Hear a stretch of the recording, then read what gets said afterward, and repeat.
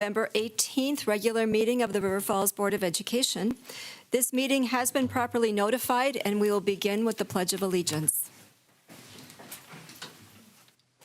I pledge allegiance to the flag of the United States of America and to the republic for which it stands, one nation, under God, indivisible, with liberty and justice for all.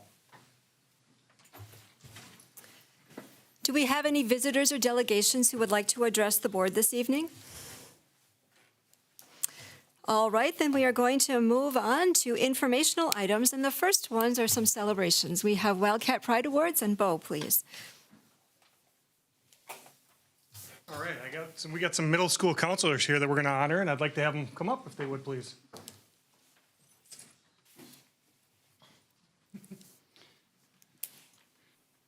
So this Wildcat Pride Certificate is proudly presented to the Meyer Middle School counseling team. The River Falls School Board extends its warmest congratulations to the Meyer Middle School counseling team for receiving the 2025 Wisconsin School Counseling Team Award at a recent Wisconsin School Counselors Association conference. This award recognizes teams that collaborate effectively to meet their personal, career, and academic needs of their students. Thank you for your dedication and for going above and beyond for the students. Gary Campbell, Sam Dusick, and Jordan Seifert. You embody Wildcat Pride. Thank you very much and congratulations.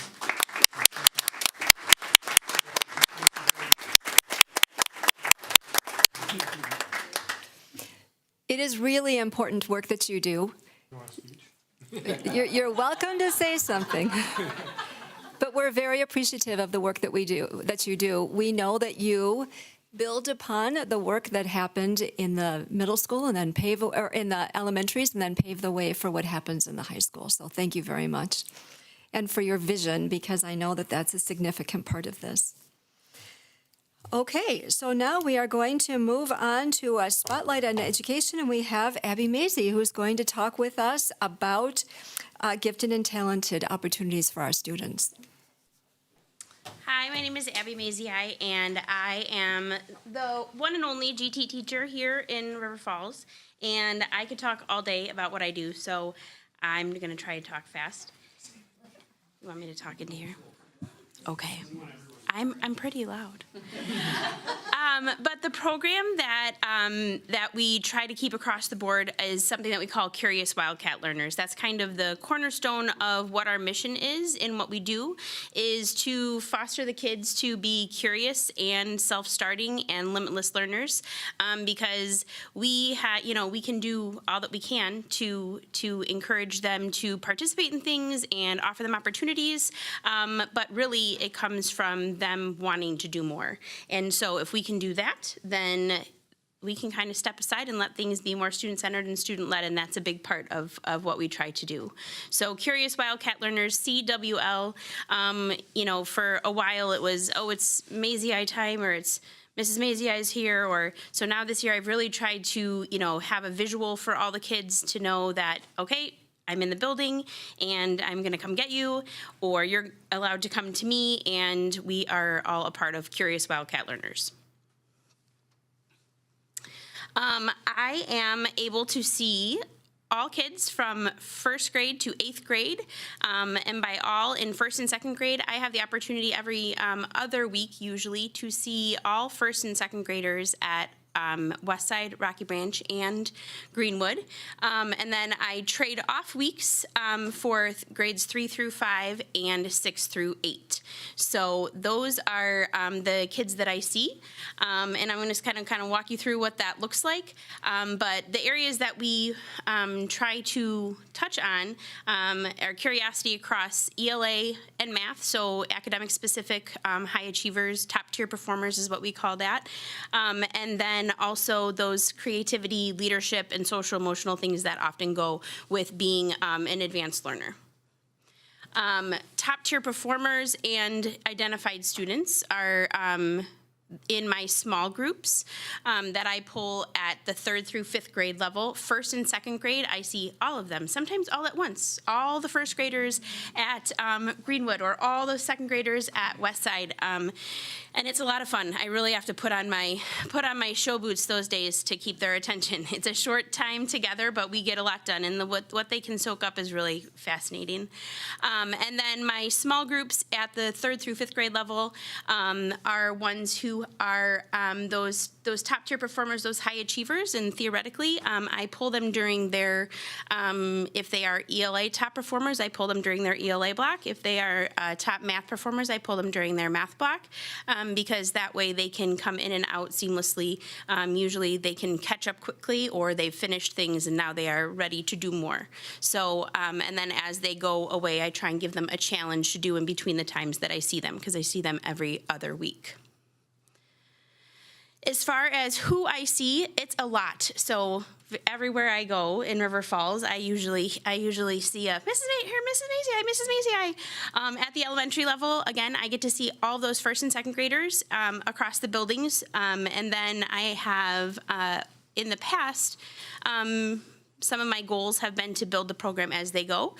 My initial invitation list group of kids that I work with is based on data, and so it tends to, as we receive more data points, the numbers grow. So you'll see in 3rd grade it's a little bit less, but as of right now we don't have as much data on them. So I'm hoping that these groups remain fluid and can be from recommendations from teachers is what they see, and then as well as the data for their state and local assessments. So 532 elementary learners in any given week, and we have a lot of fun. At the middle school, this last year and this year, I've really been able to create more of a routine when it comes to middle school, and being there more often and more consistently, which is great, because at that point I am not going to get them from their classes. With the little kids, I'll show you what it looks like with the little kids. I have my little book that I go and I get all my kids. So I have to go in and say, okay, you come with me, you come with me, you come with me. At the middle school, they get to pick when to come. That offers a few opportunities for them to plan their week, for them to really be interested in trying something more. It's kind of a self-starting opportunity for them to be engaged on their own terms. And then it also helps them to kind of plan out the week. Since I am only there Tuesday, Wednesday, Thursday, every other week, they have to think ahead. When they get their pass signed to come to me, they have to think, okay, what do I have this week? What would be a good time for me to go? And that is a skill that they're going to use for everything. So, and I am proud because 2 years ago, one of my goals was to I saw a trend in the data that I had less at the 8th grade level, and this year, 8th grade, I do a Team Awesome trophy every week for the class that has the most kids who come, and 8th grade has been knocking it out of the park this year. So we'll see how that goes. I am everywhere. I have a rotating schedule.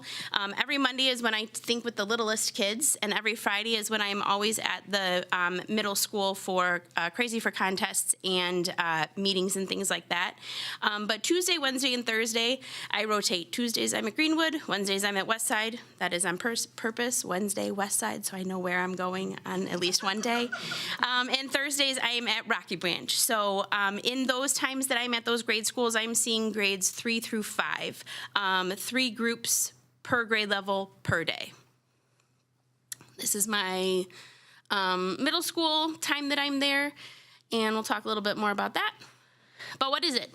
This year I instituted a universal theme, which is a big thing in gifted education, where you're trying to make the kids find themselves the connection between all the things that we're doing. So this year, there's a variety of them this year, and what's most important to me is about relationships. And so we talked about what does that mean, and relationships are things we can find with words, with characters, with word meanings, word origins. In our math groups, we can make connections and relationships between different types of math, different operations, problems, numbers, shapes, and then we also try and bring things in like math and science and reading and writing into, I try to bring art and music into it as well. So relationships, and that's at the beginning of the year when I said this year's all about relationships. I got a lot of, ooh, it's like, no, not like that. But everything we do is connected, and everything we're doing is related. And the more that they start to make the connections between those things, they're excited. Like, that's just like this, or that reminds me of this. And so it's a really great way for them to kind of see cross-curricular what they're thinking about, being a part of everything else. So, I try to get pictures of what I'm doing. It's not easy. I'm in and out, or they are in and out. But some things that I'm really proud of that I've been able to do through work with Forward Grants.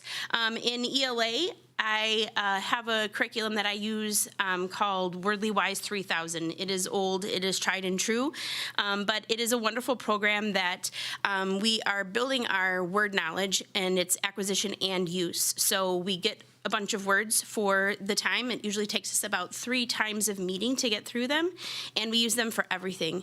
We play games with them, we do writing with them, we read them in nonfiction, we do all sorts of word work. I also try and insert thematic things, whether it's a holiday or something, as far as puzzles, and I love wordplay and word work, so that is something that I'm trying to instill in them as well. Other things that we do with our reading skills and our writing skills are the middle schoolers. We do a lot of puzzles like Wordle and ones like Wordle and connections. I'll make my own connections. They'll make connections for me, which is kind of fun. I have a 5th grader at Rocky Branch where I'm still stuck on 2 categories. I haven't done it yet. And she said, do you want a hint? I said, no, I do not. I will figure this out. So, but there's another one in October. The middle schoolers did Myrtles, where they were solving murder mysteries, and they really like that collaboration and communication where they are, trying to figure out who done it. We did one last year where there were teachers who created a bag of evidence that they had to then connect and try and figure out who were we learning about, which was kind of a fun. It was the wrong answers were better than the actual answers, honestly. But a lot of it is group work. I try and present quickly, and then they are allowed to work, and I can go and work with them. And then I always try and send something that they can bring back. So can they teach it to a friend in class? Can they teach it to someone at home? So things that they can take with them, because I only have this much time. So I really have to get in there and unload and see what we can do. So ELA is from a big part of it is from a Forward grant that I did, Wordly Wise 3000. Also in math, from a Forward grant, we use Beast Academy, which is from the Art of Problem Solving publisher, they do great things. So many different opportunities for extending their math skills and really making them think. I say they are trying to trick you, so don't let them trick you. We also do a ton of hands-on games. This year with the relationships theme, we're doing a lot of statistics and probability. And so that has been something that's been really fun. Like during October, we did probability with starbursts, and they love that. We've been doing different logic puzzles and things that are using their deductive reasoning, and that's fun, how those are related.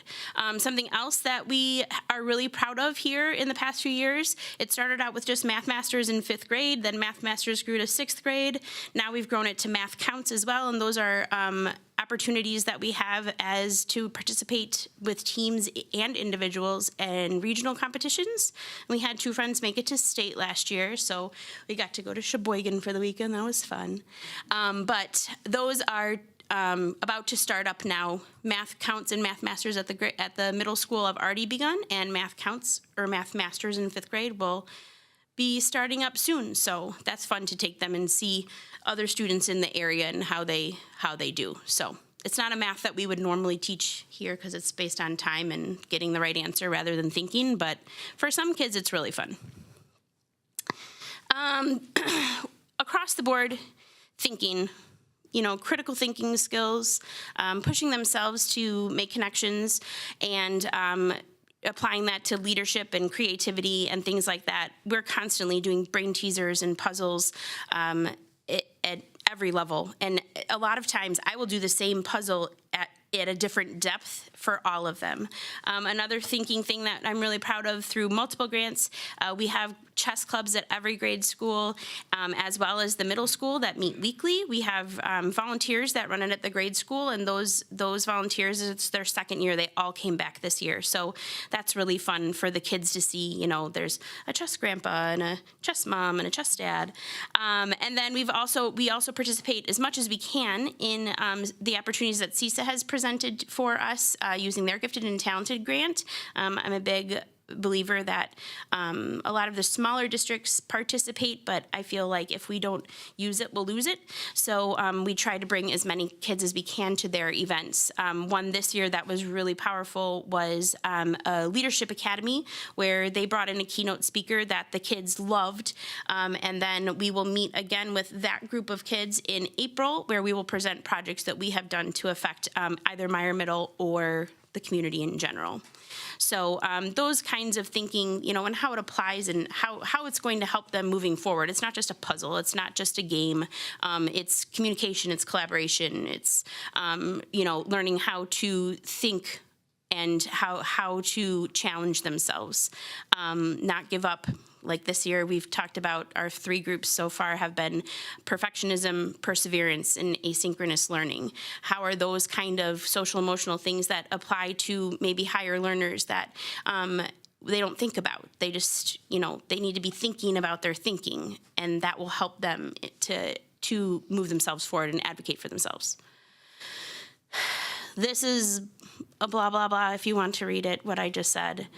Some things, these are some programs that we use. It's not blah, blah, blah. It's what we do. And it's just a really neat way for them to do something outside of the classroom, but then things that they can bring back and either do with their peers and introduce to their peers, or, you know, family members or teachers, things like that. So this is just a little bit more in depth.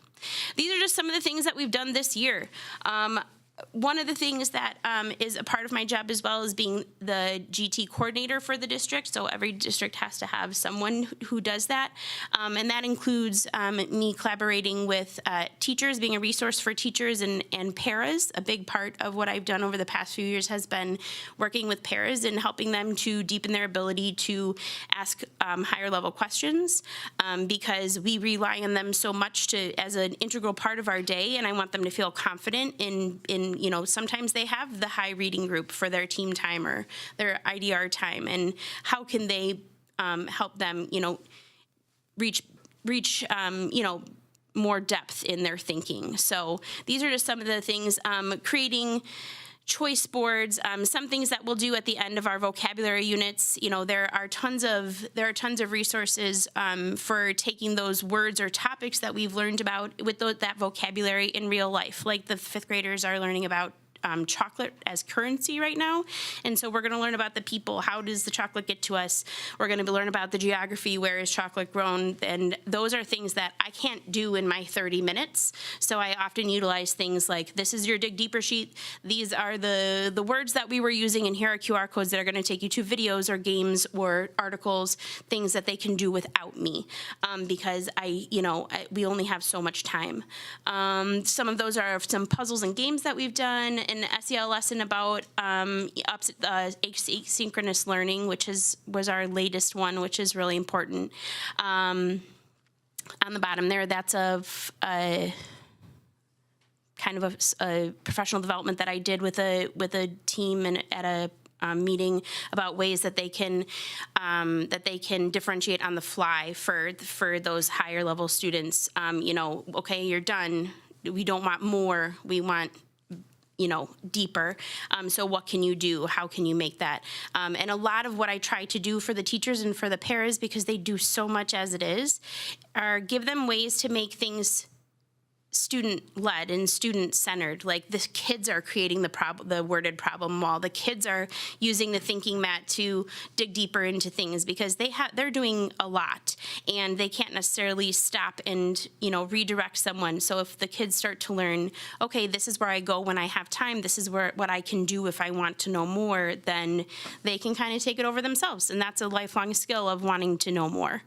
And then just, you know, some things I make up, some some things I get from publications that I follow or people that I follow in the gifted and talented world, or some of them are older than me and I love them and I'm never going to give up. Never going to give up on those. So when I am not there, and as far as the rest of the kiddos, every student on their Launchpad has the availability of their Curious Learner paw print. And when they click on that, it takes them to a learner notebook. And the learner notebook takes them to a variety of things that they can dig deeper about. So games that they can play, places where they can learn about certain things that they're interested in, foster that curiosity. And then some links to places that are directed at kids and different interests. So, yep, that's on their Launchpad. Yep, so they have that. And then these are just some things that we participate that we've been lucky enough to be a part of. Again, we have chess club at every school, at every elementary. We have one at middle school that meets every Friday. We try and participate in as much as CISA offers us so that they can keep doing that. We saw Sam Dema, who walked us through Empty Your Backpack, which was an amazing keynote speech.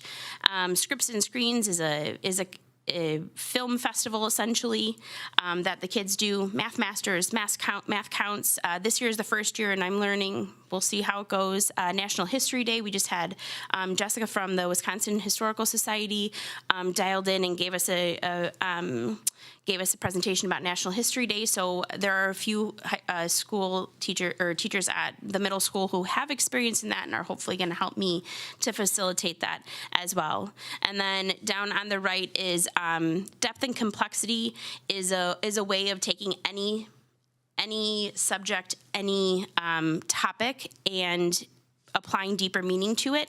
And these thinking mats are something that I, when I went to a conference, came away with, and large versions of them are in many classrooms at all the schools. And I've taught the teachers how to use them, the kids how to use them, and the paras how to use them, because it's something that is kind of a self-directed digging deeper in whatever they want, really. Can apply to anything. So that's it. Well, thank you for your, Abby, thank you for your enthusiasm. I have a question. I have a question, and that's about, so it seems like there are lots of self-directed activities. Do we have any sense of how often the students take advantage of those? Well, I mean, there are often times where, as they're going out the door from a session with me, that I'll ask them, do you want to take an extra, or do you want to take a harder one, a challenge? And some of them do, and some of them don't. And I never make them feel bad if they don't. I think that there's, some of them like what we've done for the day. Some of them are like, this is hard and it made my brain hurt. And, I didn't like that. But then they'll come around and they'll ask for other ones, or are we going to do that again? As far as using the Curious Wildcat Learner, I'm sure there's a way that we could look at that as far as their paw print goes. But as you can see on every grade level, as going up, we get more and more kids every year. And, I think that is as many kids as I can see, as I can figure out how to see, I will. One of the big things and that I think is really important, that I'm grateful that I'm able to do this year, and this is the first year that it's been across all the grade schools, is that first and second grade part of it, and giving them those thinking vocabulary words. Like, the first thing we learn is metacognition, thinking about thinking. And we talk about metacognition and convergent thinking and divergent thinking. And, it's things that they're doing, but they don't know they're doing. And once they have that, they're applying it to things, and they're making connections, and they see me and they're like, you'll never guess what I did. I had a kid bring me a Christmas card that has a similar animal to one of the characters, and they were looking through their mom's stuff, and they're like, this is Dudley, he's a detective, deductive thinking. And I was like, yes, I'll put this Christmas card up. But starting out with the little ones and giving them that vocabulary, I'm hoping that is a base that they they see that as something that they have control over. They can be curious, and starting it that young, I think, makes them feel kind of like big shots, those big words, and really gets them to apply it in other areas. So I did notice that a lot of our new reading curriculum has some similar questioning techniques and has quite a few things that I would suggest, for thinking about their thinking.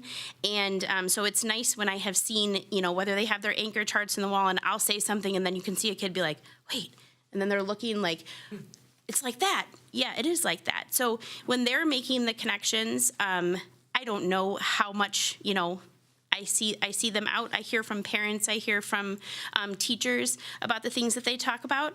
I imagine that, since they can talk with each other, when I come into the room, I see them we do a lot of motion with the first and second graders just to help them remember. And they're all doing that. And I think that as that becomes, fun and cool to do, that they hopefully will encourage each other to be curious as they move forward. Hey, Abby, my math is correct. You see 694 students every 2 weeks. How in the world do you keep track of names and faces? She's gifted. No, I'm not. So at the middle school level, those are the amount of students who have been invited to be a part of the program.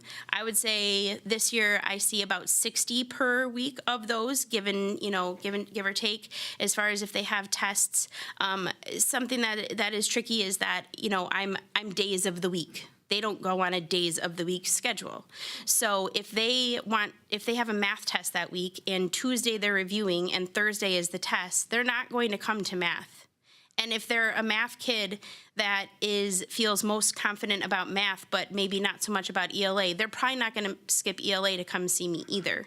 So sometimes I have to come up with a plan with them. But to answer your question, the first and second graders are the hardest. I wish they had name tags because I see them all at once and they're all talking and they're the same.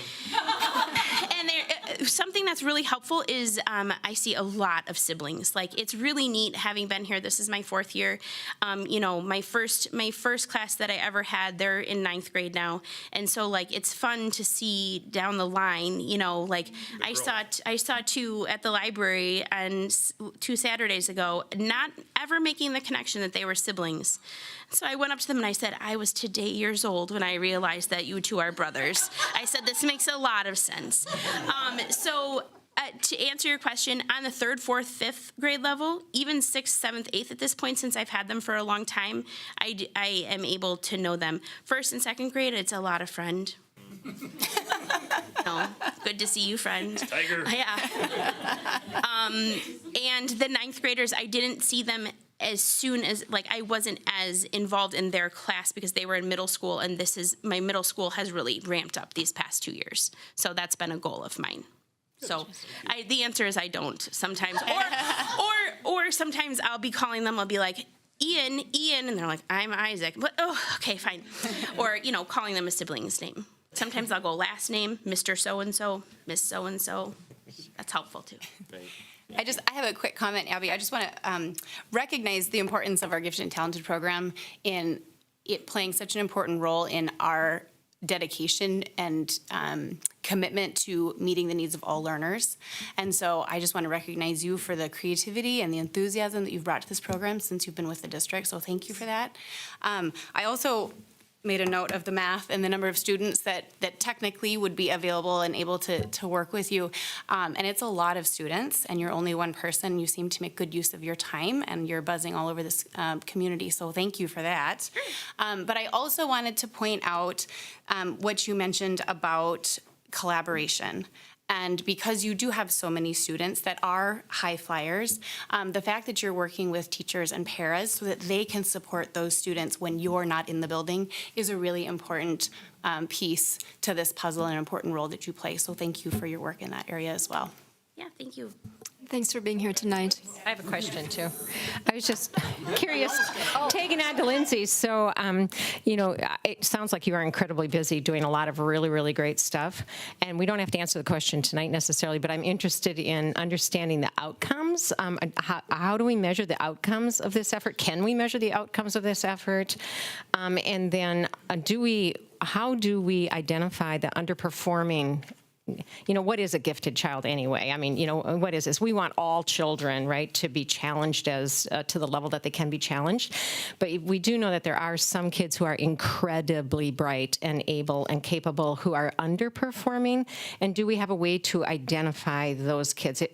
If we're Yes. identifying by performance, Yes. how do we get at that? The performance, those top 2 bands are just an initial starting point, right? In the beginning of the year, when everyone else is getting to know everyone, I'm looking at data, and I'm looking at who's carrying over, and as just a starting point. Parents, teachers, they can also recommend students to be a part of the program based on their performance in class. There's an inventory of characteristics that they can fill out, both parents and teachers. So it's not solely based on performance. That's just that is a starting point, and then it can grow from there. Yeah, so we do have friends who are, twice exceptional. We have friends who are, who may not be in those top 2 bands, but work hard and try and lend themselves really well to our conversations. And so if a teacher feels that that they would be able to handle. I think the reason that we start there is because we want to make sure that since I'm pulling them from core time, that they're not in a deficit digging themselves out when they get back. So that is definitely something. That's why we do it during academic specific time as well. And there are kids who are in every group, and there are kids who are in one group, just depending on that. So. But that's a good question. And as far as outcomes go, that would be a really fun project. I don't know how we would measure that, but hopefully you guys see it at home and some kid in your life is doing the motions or, a part of a team or a project or something that is interesting them. Sure. Mike, I was just going to say, my math says that the numbers you said constitute 20% of our total enrollment in the district. So it's a whole new teaching load model. Well, thank you. Clearly, there's a great deal of enthusiasm for the work that you do. Okay, so we have some other reports, and we are going to start with our student representatives report. Hi, tonight I'm going to be covering some upcoming events at the high school. First up, I'm going to be talking about Future Week, which is this week at the high school. This is where college representatives and local businesses are coming during lunch to give students a potential career look and post-secondary options. Next up, the high school is going to be having their SpongeBob play starting on December 6th, the weekend of December 6th, and it'll be running through December 14th. Winter athletics have also kicked off this week. This includes wrestling, basketball, hockey, and boys swim and dive. The National Honor Society blood drive is also going to be taking place on December 6th. This offers staff and students the chance to donate blood and help save lives in the community. And lastly, for the holiday season upcoming, both FCCLA and Student Council are organizing events to collect gift donations. FCCLA is going to be focusing on Toys for Tots, which is more of an elementary school age student thing. And then Student Council is going to be running the Given Tree, which is middle school and high school age students. There will be more details about the times and dates for those drop-offs and stuff. But these events provide a great opportunity to give back and make the holiday season brighter for students in need. Well, thank you very much. All right, so now we administrative reports, and we are going to start with River Falls High School. Sorry, Mark. Totally Thank sorry. you. Thank you very much. You have to call me earlier in the day. Miss Link has a concert to go to for her son, so we wanted to just kind of jump ahead. So thanks so much for having us tonight. We're really excited. My name again is Kit Lidke, building principal. I want to talk about where we started, I first want to say thank you both to Miss Wise and Miss Elliott. They were great coaches for us through this whole process. They helped plan not only our professional development with our leadership team, but really helped us mine a lot of the data out. So thank you both for that. Our WIG team, again, our wildly important goal team, is comprised of our building leadership team and our professional learning community teams. So we have approximately 27 members that participated in 3 full days of mining data, working through our data. We looked at whole school data. We looked at a variety of different things, everything from our ACT scores, our climate and culture surveys, our state report cards. Look for trends throughout that. We're going to share some of those trends and what that data looked like for our team, and it really was some aha moments for our teaching staff. We had lots of discussions through that, and then at the end of it, in our fall, once we received kind of where we are at, our WIG team has been phenomenal. They actually are piloting some of our programs right now and troubleshooting things as well. So they're doing an outstanding job this fall. They take on various roles, and we know that it's an extra role for them, but it's really helping out both our team, our administrative team, and how we'll be launching this coming up in the semester. I'm going to turn it over to Ms. Link. She's going to talk about some of the data that you both have in front of you and how we kind of came to our WIG goal. Thank you. Okay, so up in front of you, there are 3 different sets of data. On the right-hand side is all information from the state report card, and then on the left-hand side is actually kind of a data dig of ACT performance, okay? So I'm gonna first have you direct your attention to that right-hand side when we're talking report card data. Now, this is the data that our teams, our WIG teams, looked at this summer. So you'll notice that for the most up-to-date report card that will be released very soon, that is not included on there because I wanted it to be the data that we looked at over those 3 sessions this summer. So on the right-hand side, you'll see from 2020-21 to 2021-22 that we actually had an increase in our overall ELA performance, right? Because we're combining the purple and the blue. Those would be students that are meeting proficiency or above that benchmark and exceeding. But then we kind of went stagnant or went down a tiny bit when we're talking 2022 to 2023, when we're talking ELA performance, right? When our staff were looking at the data, that was one piece that stood out to them. But more importantly, when we were looking at the report card data, if you look at that bottom chart that has the green on it, that's where really staff were like, oh, and that's particularly the one on the left that talks about target group or academic achievement and achievement performance in reading and ELA compared to the non-target group. So when we're talking about that, you're talking about students who performed in that bottom 25 percentile, right, for the target group. And then comparing that to our non-target group performance of students. And so the disparity there when we're talking an equity perspective, and kind of a lot of questions came to mind for staff in particular. So then looking into data even more so, we wanted to look specifically at like, what are some of the assessments that comprise or feed into, right, the state report card, and the main one of that being the ACT or those pre-ACT tests. And so then if you look at that chart on the left-hand side, this actually gives you some data, and on the 2 on the left-hand side are performance from 2022 and 2023 pre-ACT data for our 9th and 10th graders, right? And then the right-hand ones are from 2023 to 2024. The biggest ones that we really want to get you to hone in on, though, are the ones that are highlighted in blue, because that's comparing apples to apples. That's the same cohort of students, right? Our students who were in 9th grade in 2022 to 2023, and then when they became 10th graders in 2023 to 2024.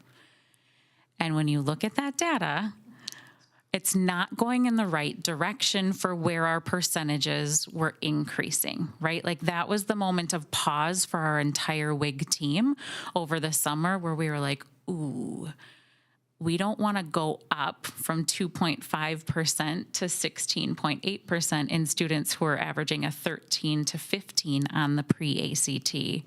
And we don't want to go down from a 12.4% or from a 31.2% to an 18.7% in the students that are scoring in that target range that we've like set for ourselves, that target range of 20 to 23, right? And so that was a huge moment of pause for us. We were like, that is not good. Like, we have to shift something with reading, right? So that first meeting, when we looked at data, every teacher who was in there was in complete consensus that reading needed to be our focus area. It did not matter what their content area or focus was. Like, every subject area, one of our CTE teachers who was on the WIG team was like, we need deep and meaningful reading across the board.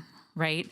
The other thing we had them look at that same day was actually just what it was that students were looking at and taking when it comes to these pre-ACT or ACT tests, right? So what I provided for you guys is you have kind of the understanding the why that's there.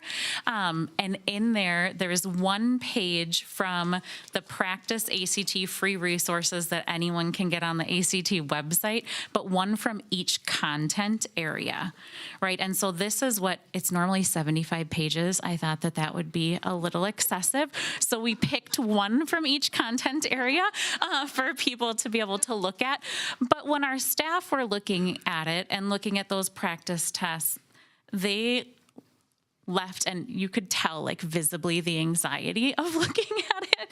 And they were like, this is so much reading, right? Like, this is so much reading, and the depth of the reading. And so the one that has the number 1 on it, right, that's your ELA test.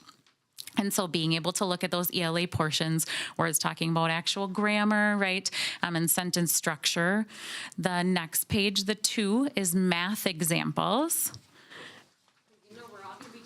I know, and that's fine. That's why I was like, I'm going to give a little bit of time. But even... Okay, so the second page, or the number 2, is the math examples, and looking at the amount of reading even that's there for math. And then the number 3, right, that is there, that is the actual reading portion where there's the longer piece of reading and then a question pertaining to that reading. And then the 4th one was science, okay? And so the science reading and questions that go with that. And all of our content teachers, they were most overwhelmed when they looked at, like, the science ones too, because they're like, that's so much reading. And so after that day, it was very clear to us that needed to be the focus of our WIG. So this is basically showing how important reading is for each one of these tests? Yes, right? Like, it, yeah, like, irregardless of the content, right, that you are being tested on or that you're needing to have, you have to have that strong foundation in reading, which is not like a new epiphany for any of us, right? But I think that it brought, like, more gravity for the staff in saying, no, this is for real. Like, this is really where we need to focus our time and energy when we're looking at this. And so it took our... If I could pick up on what Mike's saying, though, not only are you demonstrating the importance here, it's my understanding, I think we all understand, that reading is also one of the toughest areas to remediate at that level in high school. Correct. In other words, if they're not there by 8th grade, it's one of the hardest things to remediate. So Yes. focusing on it because they got to do so much reading, but also that it's so hard to make up for lost time, right? Yes, and so we know that we need to build the strong foundation, right? So we knew that reading needed to be the focus of not only our wildly important goal, but we also were asking, like, what are the current practices that are being used across content areas, right? And what are our current practices and what might we need to shift? And so I know Ms. Goyle is going to be speaking in just a little bit in terms of we're trying to build a really strong foundation of universal practices, right, then as a part of this WIG. When it comes to actually measuring, there was a lot of dialogue over how we should actually word this and what that measurability should be. And so we talked about, we wanted it to be something meaningful in each content area, right, where I as a staff member could see the impact of my own teaching within an individual course, rather than having it be something just large and building wide, because we wanted staff in every content area to feel invested in that. So our goal is by 2027, every student at River Falls High School would achieve and sustain mastery of reading comprehension, or if they're not at that level of mastery, we want to see at least 10% growth each and every year, right? And so then, of course, we'll get into the dialogue of like what defines mastery and how we define that. And Ms. Goyle's going to go into that in a little bit. But really what we meant by this goal is we want there to be embedded activities. We want every staff member to be able to provide like a universal foundation of reading instruction, right? Of how we teach kids to read, what are the pre-reading and, setting the purpose for our students. And there was some really great dialogue among staff of what that should be. And then figuring out how do we roll that out to all of our staff to make sure that they're on board and feeling skilled and equipped to be able to provide that instruction to all students within every content area. And then our goal is to have those embedded reading and response activities in every single course. So every student will have those. At the bottom, you'll see kind of our strategic plan over the 3 years. This year, this whole first semester has been the pilot team, right? So they were figuring out what the reading and response activities might look like how do we structure those? How do we define the mastery? And what does that look like? And then creating and providing training for our staff on not only those foundational practices, but how to create the assessments themselves and giving them time and training to produce those so that they're ready to roll in second semester as it comes into January. And then this year, starting in January, the expectation will be that students will have 2 of those reading and response activities in each of their courses. And the goal being for us just to gather baseline data this year so that then next year we can enrich and figure out like what other additional reading instruction practices might we need to do and bolster that MTSS system. And then in the 3rd year, working to really create that MTSS system. Like Alan said, it can be hard sometimes for that remediation, but like we're dedicated to trying to figure out what is needed and what are those target areas for reading instruction that we might need to support for students. So I'm going to hand it over to Ms. Goyle to be able to explain kind of the how. So yeah, the big question is now, how do we do this? And how do we do this at the high school level? And I would be lying if I said that high school teachers are a little nervous about this because it's not something that they're used to talking about as far as teaching reading at the high school level. So as Heidi brought up, the way that we decided as the WIG team decided that we would jump into this is try reading response activities where teachers would take reading passages already in their curriculum in their content area and use them for at the beginning of the term and at the end of the term, or near the beginning, near the end, create 9 questions that mimic the ACT progressive difficulty, and then take those scores and compare those scores throughout the time of their course, and then eventually we compare those scores throughout the student's career at the high school and watch for that growth, looking for that 10% growth or that mastery. Mastery being at that upper level that mirrors the 24 to 27 score in an ACT. Those reading response activities then are the ones that give us that almost immediate data that we can discuss in our PLC teams, that we can look at problem solve of, if there isn't any growth or if there's a lack, stagnation, what can we do about that? And then taking that, looking at that data, using that to also, look over from year to year with different groups, like 9th grade group, for example, or even a more smaller group than that, like in a certain English class, or looking at that as the years go on through 2027, how did students themselves individually perform? So in order to help support teachers, what we're looking at is what are the ways that we can commit to this? Well, the things that we're doing already that we're really tying it all together. Our PLC collaborative meetings with the late start dates and in-service days, that's part of what we do in those times, right? We connect, because everything we do is connected to literacy. And so when we are looking at the curriculum and tying that into the WIG, looking at how do we utilize that time to talk about right now creating those assessments, but eventually talking about the data and how students are doing.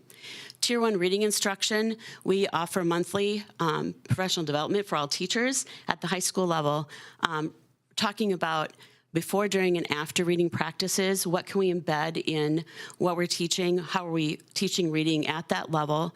What are teachers already doing? They're already doing some things that are reading strategies. They're not necessarily realizing that's what they are. So we continue to do the good work that they're doing. We give them more opportunities to have a bigger toolbox, is what we call it, and giving them different strategies and different ways that they can pre-teach the reading and get kids ready for mastery of reading. What can they do during reading to help them understand what they're reading, and how can they check that at the end, and what can they do with students so that not only are we measuring reading and enhancing the learning of reading at the high school level, but helping students become engaged in what they're reading. So if you're setting a student up for success at the beginning, they're going to be more engaged throughout that reading and pull from it what they need to pull from it. And by doing those types of things, we believe that that is really going to make a difference in how they understand what they're doing and become more successful and show in that leg measure of the ACT test, and even just throughout their course learning and their grades and their improvement of their reading scores, though those things will come together. This is the focus. These commitments are a focus because we just believe that all these things are tied together, right? So having those collaborations, it's not just one thing. We're not just going to say, here, let's embed this reading strategy and hope it works. We're going to have those conversations, and we're going to look at that data and say, what areas do we really need some more support in? And using the different reading strategies that they're learning now and that we're working on together, and then being able to talk to each other and say, what are you doing that, is working for you since my scores are not as high, for example. I know that there's going to be some hiccups along the way. It's sometimes difficult to decide, like in a math class, how are we going to do this reading passage? When most courses have reading passages, not every course does, right? So we're still going through some of those obstacles and deciding, what could we try maybe a little bit differently? How can we get creative? What are things that are, because we want them to be relevant. It's not just here, read this to read it, but how is it tied into the curriculum? And then how can we utilize that information and utilize the data from the reading response activity to help us understand where students are at. Keeping track of the implementation, monitoring the PLC notebooks for accountability, collaborative team coaching to help those teams that really need some more support in that area of knowing what to do, what to pull, what support they need as far as teaching strategies goes. Attendance at Tier 1 trainings. All teachers are expected to be at the Tier 1 reading strategy trainings, which we do once a month. Classroom walkthroughs and observations so we can see this work in action and give feedback. We have WIG team meetings with the WIG team giving us feedback on what's going well in their teams and what are some things that they need support with and what are some areas that maybe we need to rethink.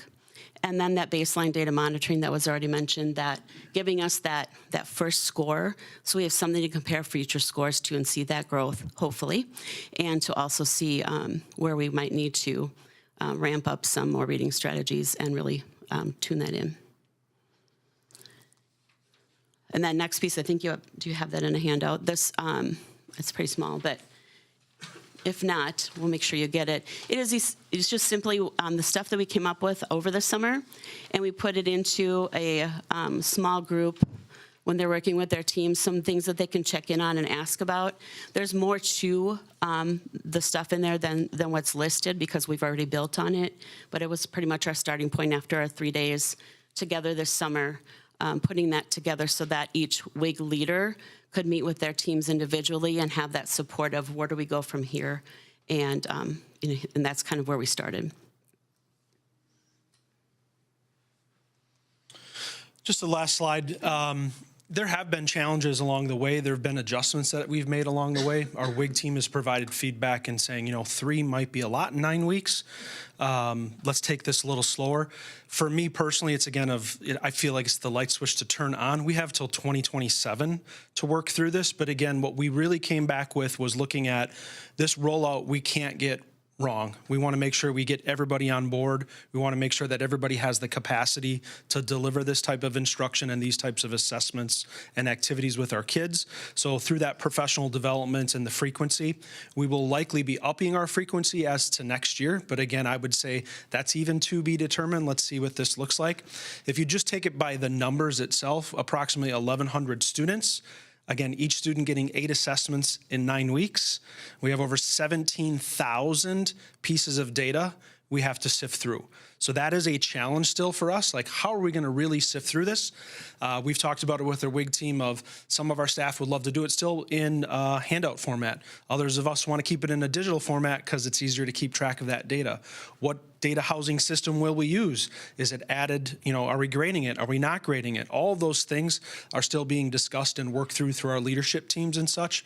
But what we do know is that focusing in on literacy itself, as I hope you can see tonight, looking at that assessment, we believe we'll be able to leverage success in all of our areas just by, again, focusing on reading and literacy. Any questions at all or, that you have? Couple things. First off, this is really a good WIG. I think it's so critical. And it's not just, you showed us the passages here in the ACT test, but it's not just so that they can read the ACT test better. Any of these kids go into the professions, they're going to, plumbers, electricians, IT folks, all this sort of stuff are going to be faced with reading. Unfortunately, the way our media works today, they always aren't reading, they're seeing and visual and all those sorts of things. So I think reading is just, it's very critical. I would say a couple of things on this, because it's not just that we've got to teach reading in every course. We've got to teach reading and welding. We got to teach reading in every course. In fact, we need to be teaching, and I say this all the time, reading, writing, quantitative reasoning, critical thinking skills in every course we teach and every grade level we do, so that it's not new to students. In my whole career in administration, I found when I was working with teams, there were 2 questions that were the most effective if the teams could get at them. One is, what is the problem we're trying to solve? Seems so basic, but you guys have got it, okay? You figured out what's the problem we're trying to solve, you're addressing it. The second is, how did we get here? Because if you can put those 2 together, okay, what's the problem we're trying to solve, and then how did we get here? So it's that second part.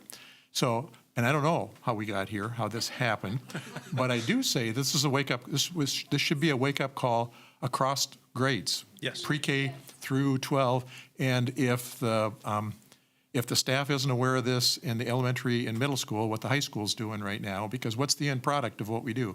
I'm a whatever level teacher here, and I pass them off to the next year. Well, there's a cumulative effect here, and as we've often said, everything funnels into the high school, and as this is our last shot at sort of getting them before they go out. So just some comments. Yeah, I would add to that, Alan, though, that the comment earlier and the curriculum we saw for the grade school reading really should build into this, right? The new reading curriculum at the elementary level is very much focused on deep understanding of what you're reading, discussing it, and drawing from that. So hopefully this will improve because of that as well. Yeah. 2 things. First of all, it was a really strong presentation, so thank you to all 3 of you. The next question is, you were discussing professional development and how important that is, and I can imagine high school teachers who haven't had the educational background to be able to do this, that would be pretty anxiety-producing, because there's a big difference between reading words and navigating texts. And what does the professional development look like to help them feel confident to do that across the curriculum? One of the things I mentioned a little bit ago, first recognizing what are they already doing that is a reading strategy, and keep doing that and doing that in other places. So what we did when we were meeting over the summer was they listed what are things in reading that they need to be able to teach and that they would like to know more about. And that's where we started.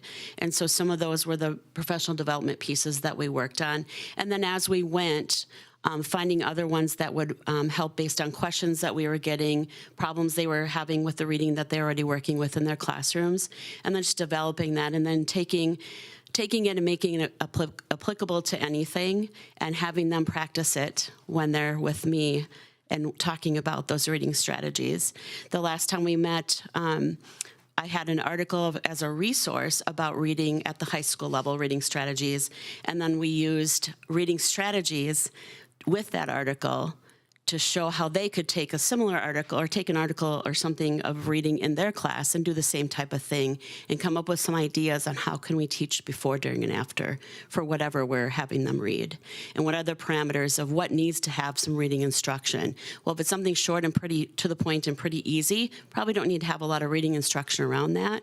But if you're asking them to pull content out, if you're asking them to pull something away from it, whether that is a skill, how are they reading it, and how do we set them up at the beginning so that when they go into that reading, they're not trying to figure out what they're trying to read for. You already have helped that at the beginning and giving them that clue of how do we read this. And so while you have so many different things you can choose from, helping the teachers to have a toolbox, and they have right now at this point probably 20-some things that I've given them. Some of them have just been, here, something to add. Some other things are things that we practice together. And it's just really taking that inventory, helping them have choices, and showing them how do you actually use these different types of strategies in the classroom by actually doing it when we're together. Does that make sense? I think a key stretch factor too is actually teaching our kids those same strategies, right? So right now we're working in providing that professional development for our staff. There are those teachable and seizing those teachable moments with our students.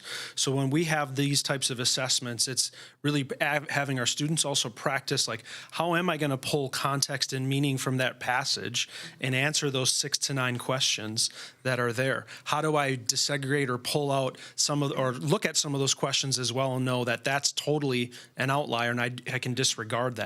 So having our students actually be able to look at that too, from that standpoint, I think we're going to be able to work on in future and subsequent years too. And we've also done, so we have the universal close reading or tier 1 strategies that Lisa's been providing that have been great for all staff, right? But then we're also working on breakout sessions with content literacy specific to each content area too. So like on the last PD day, we had mini sessions where they kind of rotated, and then it allowed a little bit more individualized instruction for specific content areas for what might apply there. So it'll still continue to evolve as we go. But we need the universal, and then we also need kind of some of those supporting pieces for each of those individual content areas. So, I just want to commend you for this, Wig. As a librarian, I think you're speaking my language. But I also think that I see reading in general in our society tapering so much, and you've taken on a really, really big issue that's going to have a lot more factors. And so I think it's amazing that you're going to do this, and I just really want to commend you for trying to do something that's going to have a lot more factors outside coming in. This is a really big thing that you're taking on, and so thank you guys. And I'd like to say I appreciate your patience and understanding with that too, please. It's always a process. Thank you very much. Mark, thank you for your flexibility. It's your turn. All right. First of all, I just want to acknowledge Abby Mazia and the work she's doing. Would be increasing her FTEs if we can. She's a wizard in terms of what she's offering our students and how she's managing her schedule. But and can't is not in her vocabulary. So yeah, I appreciate working with her. The other thing I just want to acknowledge with our school counselors, there's over 420 school districts. I'm not sure how many counseling teams there are in the state. They only give this award out to one team a year.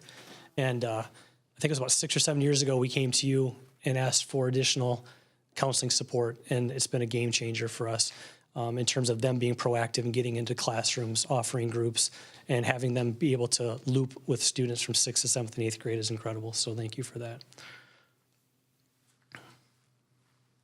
Where are we pointing this thing? Thanks, kid. Good thing we get along so well. All right. Our goal, hopefully tonight I want to be able to connect the dots for you with the work that we're doing. As most of you know, we transitioned to standards-based grading. And we wanted to do work that would be meaningful to our staff and the work that they're doing around standards-based grading. And so what we asked our teachers to do is to build a mid-year and end-of-the-year cumulative assessment. So they're pulling questions from their unit assessments to build a mid-year assessment, and then doing the same thing at the end of the year and tracking student progress. And it's really about retention. And as we know, the Ford exam is an autopsy. We can look at it. We can look at trend data. And I did link in 8 years of trend data if you're really bored to look at how we're doing compared to other schools. And I'm really proud of our staff this past year and the growth that they've made. But it's hard to make change at that point. With the mid-year and end-of-the-year assessment, we can do things and be proactive and address the things in the moment. And so our goal is by May 2027 is that 90% of our students will be proficient on 80% of the standards measured by their end-of-the-year assessment. So you may ask the question, well, how many standards are they assessing? Well, I looked at my daughter's report card today, and there's about 25 standards that were on the first quarter report card. So there's, by the end of this year, we're not going to assess every single one of those, but it's going to be quite a few of the standards. It's priority standards. And so that's our goal. Ties in with strategic plans 1.1 and 1.2.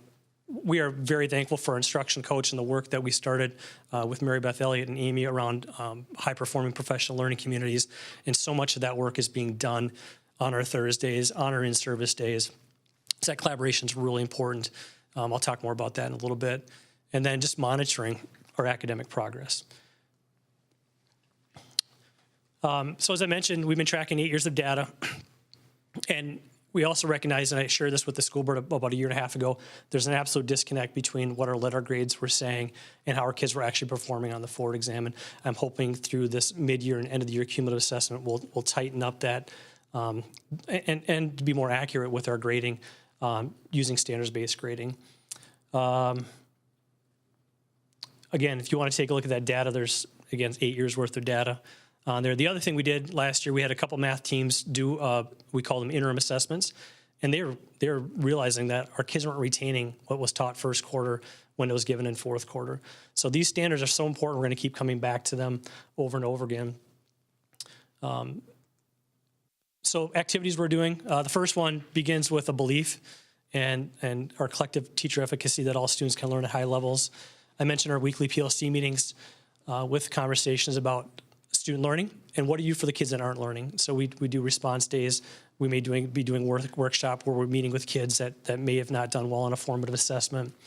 Following a common data protocol, following a common assessment calendar. So it's really cool for me to go and observe 2 8th grade math teachers, and they're both given assessment on the same day. And that hasn't happened. Like, we're super tight. We may be off by a couple days with a couple groups, but it is really cool. And I think that assessment calendar really plays into that. A lot of spiraling with this. We're encouraging our teachers to put on the board warm-up problems from previous units that were taught, previous standards, putting them on practice problems and continue to come back to them so they keep cycling back. Importance of providing feedback to our students. And then I mentioned the use of response days. How do we select these? If you look at Hattie's effect size, it's just research-based practices, and it really also ties in with the Big Four, which we've been talking about for quite a while now. But what do you want kids to know? How do you know if they know it? What do you do if they don't know it? What do you do if they do know it? And then which students are we talking about? How we're going to track this? Through artifacts, evidence in our PLC notebooks, data collection, and classroom observations. If you want, you can click on, I don't know if, Amanda, can you click on that first one? So our instructional coach, Kat Swanson, put this together, and every teacher will be tracking each of their standards. This is actually a 6th grade one where this is 6th grade science, and there was a pretest on there that they gave already, but we're tracking every standard, every strand, and then every class that we're teaching. And so if you go to that next link, if you go back to that, and then this is how we're keeping track of all of our classes on this document right here. So I'm excited to come back. In the spring and share how we did in our mid-year. We probably won't have our end-of-year data at that point, and we may have to make some tweaks to that goal. It's hard to gauge. I was trying to think in terms of forward, how top-performing schools are doing. I looked at, for example, Cedarburg, one of the top-performing middle schools. They're at 80 to 85% of their kids are proficient advanced in almost every area. I looked at Mequon Thiensville. That was kind of cool for me to look at because we've closed the gap with Mequon Thiensville in a couple subject areas. So anyway, I look forward to coming back I can't remember when we're in spring sometime, right? Yeah. Is it February? Okay. Perfect. Yeah. So that's it. Looking forward to it. How is your teaching teams fitting in with this? I think it's been challenging. It's been challenging because been because of our learning management system didn't do what we thought it was going to do, and then Infinite Campus, how our grade books were working in Schoology. So we've had to make a switch, which was one more change. I can tell you it's really cool to go to an IEP meeting and the teachers can bring data that's tied to the specific standard. And hey, they're at a 2, they're almost at a 2.5 on this particular standard. They're not just saying your student's getting an A in science, they're getting we had parent-teacher conferences and some of the best parent-teacher conferences. I think we've had so much good feedback that there are much richer, deeper conversations about learning versus just a letter grade. The other thing we like about it is we do the academics, but we also have the behavioral side. So it's the personal accountability about being responsible, being kind, and being collaborative. So we're keeping track of those scores as well. Great. All right. Thank you. Yep. Thank you very much. Okay, so now we are going to turn to our superintendent.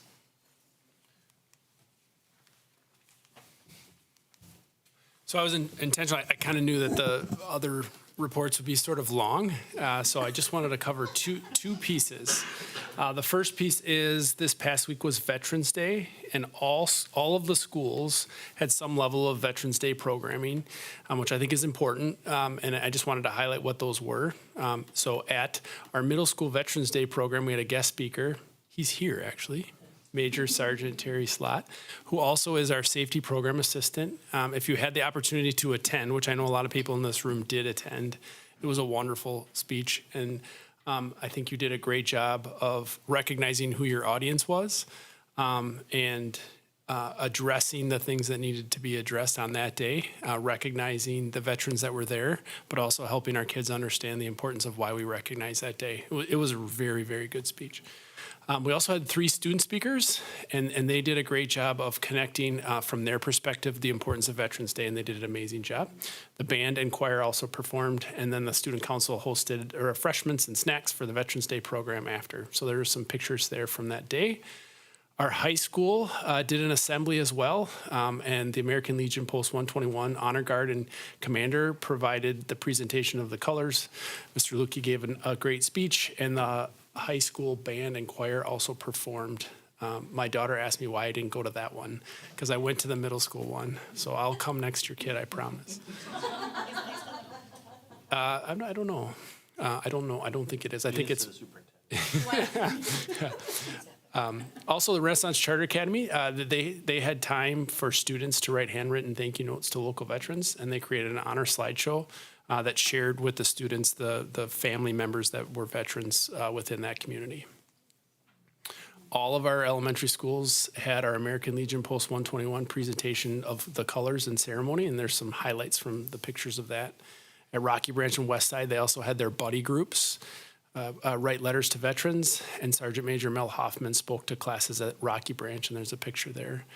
At the Montessori, the student council organized a hero wall. There's a picture there. And then also had a Veterans Day receptions for their community's veterans. And the upper and lower L also were treated to a guest speaker, Larry Berg, who was a Vietnam veteran. And Greenwood hosted their annual breakfast in which they invite families of Greenwood's veterans to a homemade breakfast. I went there. Again, I didn't vulture any bacon. It smelled really good. It was an awesome day. And so we just want to thank everyone. A lot of students were involved in the planning of these events, as well as the adults that supported them in honoring veterans. It was a really good day. My dad went to Greenwood, and it's really cool. He kind of described like they're met at the door with a student, and the student then chaperones them down for breakfast, and they sit with them and ask questions, and they kind of pair them up. It's really kind of a cool. He thought it was just great. I mean, it wasn't his first one, but he really thought that was something special. So that's awesome. So wanted to highlight that. And then the last piece is it's American Education Week this week. So we're excited. We celebrate this each year. It's an opportunity to recognize all of the people that participate in making our school go. There's lots of different individual weeks for different groups, and those are great, and highlighting individual groups as well. But this is sort of a celebration for all of us to be recognized. And it can be complicated. I always say it's complicated to figure out how to recognize someone without having it be inauthentic. And so we're really trying to be authentic with our thanks and recognizing each of the groups and the work that they do. And ultimately that includes our community as well as our employees. And so this, what I put on the screen and what is part of this presentation is a letter to the editor that I wrote that also I shared in our e-newsletter. So just wanted to recognize that and celebrate it as an exciting week in our community. Thank you very much. All right, well, Ellen, you have the last one before we get down to our action items, so. Okay. And it's 7:15.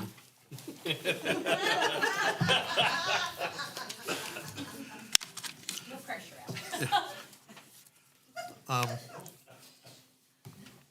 Thanks. A week ago, let's see, this is about a week and a half ago, was one of our regular regional, our regular WASB Board of Directors meetings. And I've done this once or twice before, and it just seems like some of the stuff we're talking about might be good for me to just mention in passing to a full board member, full board meeting. You're privy to the emails that come from WASB and those kinds of things that keep us updated. But just a few things. One of them is just your handout here, and there's, for anybody who's here, there's some extra handouts on the table. Two of the handouts we got at our meeting, we had a really good presentation and conversation with the director of the WIAA, Stephanie Hauser. She's really good. And this went on for an hour and a half, the conversation with this board.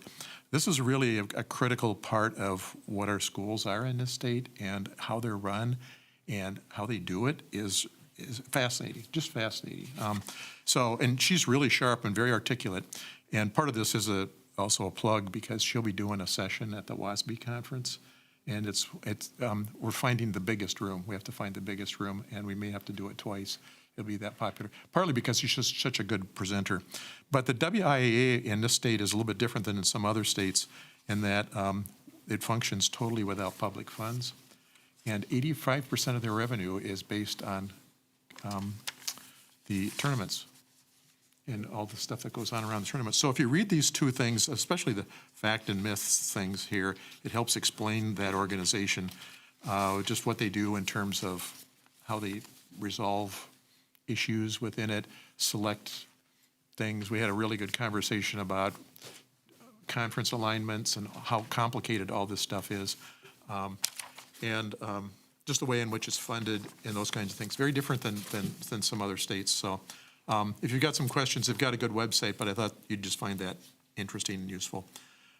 We had some legislative updates, and I thought, because this was the Friday immediately after the election, and I thought a lot of the conversation would be about the state assembly. And the politics might be a little bit different based on what our lobbyists are telling us, simply because the margin now, the Democrats gained some seats in both houses. But generally, they're looking for maybe the biggest impact that we might feel in the state is to watch what's going on in Washington now. There might be, all the conversations that went on during the election. Will there be nationwide efforts to do school vouchers, not just state by state? What will happen with Title IX, and how will that affect us? What will happen with the Department of Education, and how will that affect us? For good or for bad, I think that just we have to watch that and be prepared for, because I think we're in for some significant probably changes in attitude, as well as maybe policy and structure and those kinds of things. So I think WASB will help us sort of process that through their filters and help us figure out how we need to adjust and what's going to happen going forward. Did think it was interesting, though, we had a conversation at one of our committee meetings here this month about school vouchers and where they're going. And 3 states, I think I even pushed this out to a few of you, 3 states had statewide voucher initiatives on their ballot, and all 3 were defeated. All 3 were defeated statewide. So I think that they're. Nebraska made it illegal for tax dollars to go to private schools. I mean, the referendum. Yeah, that was pretty straightforward. So when you say defeated, you mean what? Yeah, so there are these, a statewide referendum would be on the ballot. We've seen resolutions on our ballot here too. And 3 states asking for some way to make it possible. In those states, it was not possible without some kind of a resolution to go with statewide vouchers. Nebraska, Kentucky, and there was one other state There were states that I wouldn't have thought would have done this, but Nebraska's got a long history. I actually have a background in Nebraska history about public parochial schools and just in terms of the history, immigrant history of the state and all that. So I think there's some other things going on. So I think we're just going to need to watch for that. So when we go to the conference, start watching your emails about what comes out and where the stuff, some stuff could start happening very quickly. Some stuff might get more confusing. But I think it's just good for us to be on top of this. And WASB, I think, is really there, and they're going to be keeping us posted. One final thing is, I think those of you who've been on the board for a few years are familiar with the Policy and Resolutions Committee. There's a process, there's a committee out there that develops and processes and filters resolutions for the organization. And then that goes to the state convention where the Policy and Resolutions Committee will have a delegate to that. We always do. And this is what sets priorities for the WASB in terms of what are our lobbying priorities. This is a grassroots thing, and they don't just willy-nilly advocate for anything down there that hasn't been passed through our membership and all those kinds of things. We probably will be changing some of the ways that that process happens, so it's a little more make sure that all the districts are getting the say that they want, big and small, and all parts of the state. So it hasn't been changed in a long time, and we don't sunset old ones that are out there. So we talked about this quite a bit at the meeting, and the more we talked about, the more the decision was that we should have a subcommittee to look at, maybe looking at some new ways of doing this. And it was at that point I realized I had talked a little bit too much about this. So I'm on that committee. And we haven't had a meeting yet, but I'll keep you posted on where that goes, because the process for policy and resolutions might change just a little bit. So anyway, thanks, but that's kind of where we are. And one other thing you may have heard, the Hilton has 400 rooms in a normal year. They have 100 for us this year. So they just told us 2 weeks ago that they're pulling 85% of their rooms because they're going to go through a remodeling. So it's the coldest week of the winter. So I'm not sure what hotel we're going to be in for those of us that go to the conference, but it may not be the Hilton. So we're waiting to see. Amanda's waiting to see. We will be flexible. All right, thank you, Ellen, for your work with the Board of Directors as well as lifting that up for us. All right, we're going to move on to action items. Before the board this evening, we have meeting minutes from the October 21st regular Board of Education meeting. We have bills that have been submitted for payment as well as recommendations regarding employment. At this point, is there a motion to approve minutes, bills, and employment as presented? Thank you, Allison. Is there a second? Seconded. Thank you, Monica. All those in favor? Aye. Opposed? The motion is carried. All right. One of the things that we need to do on an annual basis is to approve comprehensive school safety plans. And so I will call on our safety team to come forward and please introduce yourselves and then get going with the report. I'll bend down for this one. My height. Yeah, we'll keep it here. My name's Zach Campbell. I'm this is my first year as a district safety coordinator, and I've worked hand in hand with Nate, and as we've turned this over, and I've had a ton of help from both Kate Scappel and Terry Slatt, who are going to talk with you in a little bit about our comprehensive plans. But before they talk, I just want to highlight some wins that we've had this year. And through a lot of time, I meet weekly with Terry, and it's nice to have somebody to bounce ideas off of who's had the vast experience that he's had. And so I've worked really close with him this year, and Kate's helped me along the way too with everything. So really our focus to start off this school year has been a lot about our front office and our visitor check-ins and our vestibule areas. And I think our district has done a fantastic job in that, in really limiting the traffic that we need to have in our building, but also maximizing the efficiency that we do have in our office areas. So that's been probably our number one area of focus in terms of the districts and individual buildings. We've done district radio checks. We've made sure we've cleaned up everything for our communication that we can have with everyone. Terry's been on top of our reunification kits and making sure that everything is set to go. We've gone everything from wheelchair training with our paras at our multiple level buildings that we've incorporated and had them be a part of things in training. Tomorrow, Kate and I, this will be our third different training that we've now attended between the Wisconsin School Safety Coordinators Association and Wisconsin Department of Justice. So we've been really active with a number of different things.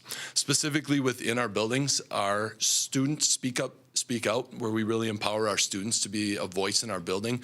Our reports and our student reports that come in are up 10% this year. So really our students having some ownership in their buildings and what they're doing there.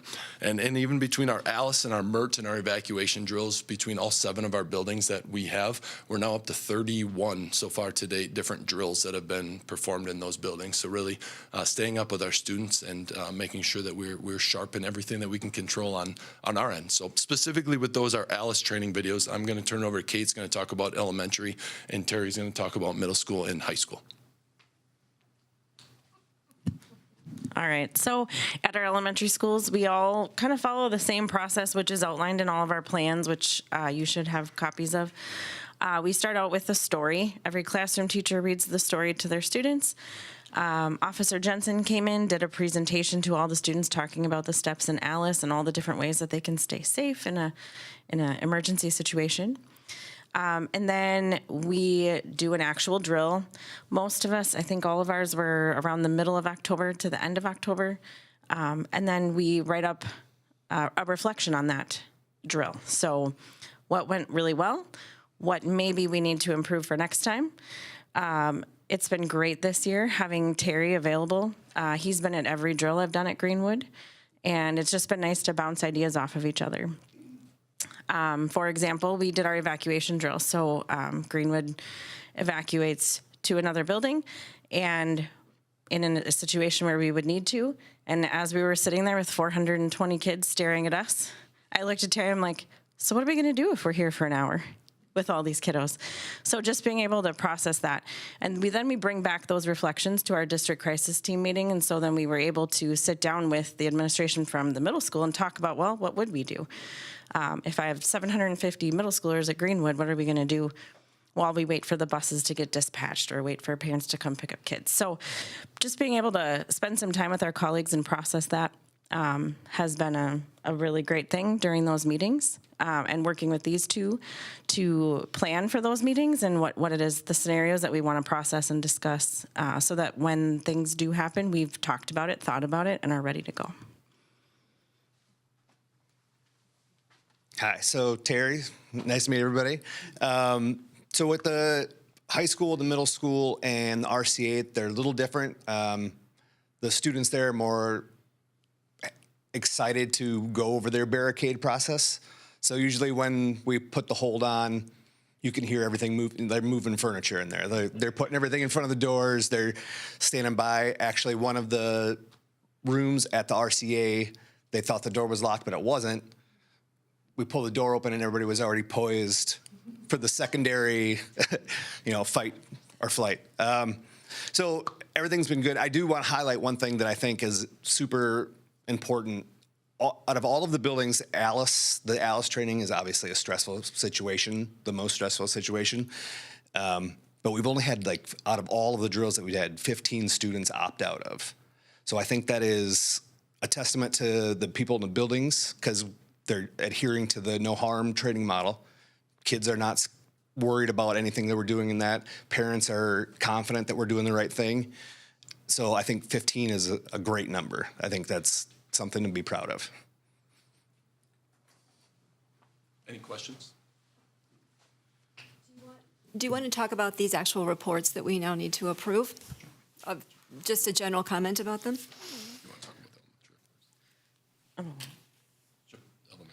Yeah, so in the elementary report, it will just outline what I had shared around what the steps are for reviewing the procedures and then our actual drills.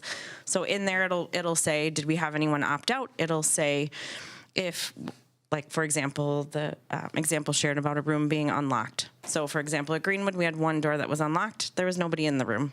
So there was no one there at the time. So we just kind of note what kind of points we need to address with staff and or ourselves in each of our buildings. And then the building principal signs that, and then it's submitted to you. And I believe that's what it is at all the levels. Yeah. I've got a question. You mentioned the opt-out, and this came up a few years ago when we were discussing this too. I realize why we've got the opt-out. I'm just want to be assured that having, and the number's low, that's great, that when we have a number of kids opt out, that this doesn't put the other kids at risk. In other words, when there's a tragedy, and we have teachers now who have to attend to the kids who opted out because they don't know what's going on, et cetera. Do you think we're covered from that standpoint? Certainly with a number lower, that's better. But I worry about, we want to give parents choice and all these kinds of things, but I don't want that to put other students at risk and the building at risk. I would say at the elementary school, the majority of students, if they opt out, is the actual drill, not the education behind it, at least at our level. I will second that. From the high school level, they have every opportunity to receive all of the information. They're just not a part of the actual drill occurring. Okay. And my second question is kind of related to that. How do we engage parents with this information? Because we all know that kids take their cues from their families. If the parents are freaking out, the kids will freak out. If the parents are dismissive, the kids might be dismissive. And if the family's taking this seriously, the kids might be willing to take this seriously. Yeah, we have a uniform letter that goes home to all families that describes the way in which we teach and then practice the drills. So outside of that, it would likely be if a parent had a concern, they'd call a principal and have a conversation about it. Okay, at this point, is there a motion to approve the 2024-2025 school safety drill evaluations? So moved. Thank you, Mike. Is that you, Lindsay? Any discussion? All those in favor? Aye. Aye. Opposed? The motion is carried. Thank you very much for your work and for being here tonight. All right, Alan, I'll turn to you for a summary and action regarding Educational Program Committee. So the Education Program Committee met on November 4th, and as always, had lots of good conversation at the meeting. The first we started off with is Principal Litke gave us an overview of high school course development, since we're in the process of talking about and approving some new courses and those kinds of things. Just how do those get approved? How do we decide on standards? How does this fit into the curriculum? And what are the priorities and who's involved in those? So that was a very good conversation. And then we had a course proposal for a new course, Civil Discourse and Dialogue, as a new course in the high school curriculum. Lots of good presentation on what the course is, and this is a course that really addresses this ability to talk about a variety of issues in really constructive manners. And it's a good social studies course, but we also talked about it's good for practicing skills and understanding skills for the business world and a whole variety of other areas out there. So it could be a very, very valuable course for us, and I think generally we liked it. So anyway, we talked about that, and I'll bring up these for action as I get through all of this. Then there was a preliminary field trip application for a new kind of program called Squads Abroad Global Medical Academy. And this would be students who are interested in a medical career to actually be able to go abroad for a week or more and get experience in a foreign country doing medically related services. Looks very good. We talked about cost, price, especially students' ability to fundraise for it. So that was the first time we've dealt with that particular group. And then we had discussion on first reading and policies. This will be the first reading tonight about, the administering medication for students on field trips. We tabled that because it still needs a little bit more work. And then we had several policies related to English language learners, the policies and the rules, and then the policy on parent notification. So we got all of those. So the action we have tonight, there are 5 items. And Stacy and I talked, maybe if we can take those as 3 different actions, take the first 2 individually, and we might be able to act on the first readings, which are the last 3, all as one motion. So So I'll start it and move to that we approve the civil discourse and dialogue new and revised course approval. Second. Thank you, Monica. Questions or comments? All those in favor? Aye. Aye. Opposed? The motion is carried. Okay, is there a motion to, and then if I could entertain a motion to approve the Squads Abroad Medical Academy preliminary field trip application as we discussed at the meeting? Thank you, Lindsay. Is there a second? Second. Thank you, Bo. Questions or comments? All those in favor? Aye. Aye. Opposed? The motion is carried. And then I'll move that we approve the first reading on the school board policy 3.427.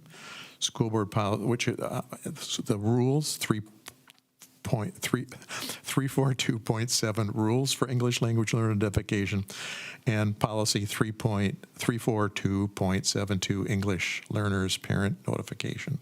Sorry. So you've made that motion, Alan. Is there a second? Second. Thank you, Monica. I really just want Ellen to read them all again. All these numbers, any questions or comments? All those in favor? Aye. Opposed?